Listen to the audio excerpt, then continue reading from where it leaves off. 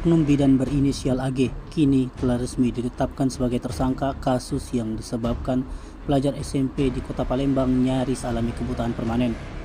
Meski statusnya sebagai tersangka, penyidik Subdit 4 Tipiter Ditreskrimsus Polda Sumsel tidak melakukan penahanan terhadap AG.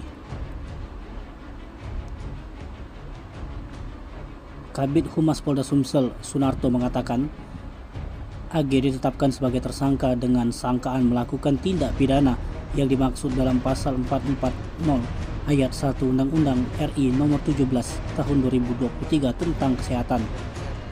Sementara itu, tim kuasa hukum Nilasari selaku orang tua korban berlian dari kantor hukum Artulius dan partner menanggapi penetapan tersangka bidan AG. Arthur berharap Kapolda Sumsel yang ditembuskan kepada Jaksa Penyidik Kejati Sumsel agar tersangka segera ditangkap dan dilakukan penahanan. Sebab yang dikhawatirkan pihaknya tidak ditahannya oknum bidan itu, ditahan bakal menghilangkan barang bukti. Selain itu, khawatir tersangka ini bakal kembali mengulangi perbuatannya. Terkait kondisi korban berlian, saat ini yang sama sekali sudah tidak dapat lagi melihat akibat kedua matanya yang mengalami kebutaan.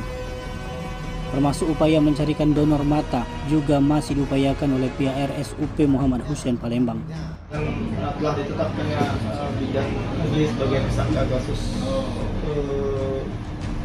pidana kesehatan oleh Polda Sumsel. Tanggapan kita dari pengacara korban seperti apa? Ya, tanggapan kami pertama, kami berterima kasih kepada pihak kepolisian Polda Sumatera Selatan dan penyidik yang telah menetapkan oknum bidan AG sebagai tersangka. Kami telah menerima penetapan tersangkanya tertanggal 13 September 2024.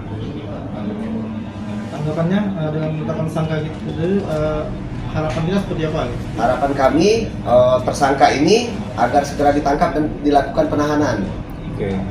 Dan kami akan membuat permohonan kepada Kapolda dan Kejati, ditembuskan Kejati agar tersangka ini segera ditahan.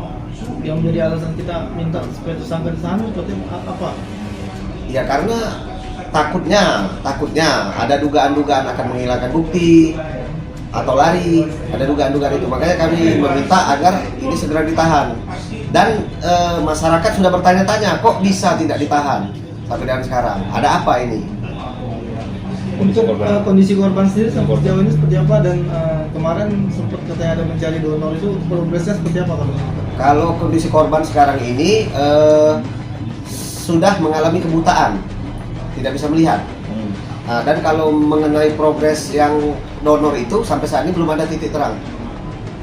Artinya dia cuma di rumah aja sekarang, nggak lagi melanjutkan sekolah atau seperti apa? Ya, di rumah saja, tidak beraktivitas seperti biasa. Tim Liputan Sumsel Update TV melaporkan.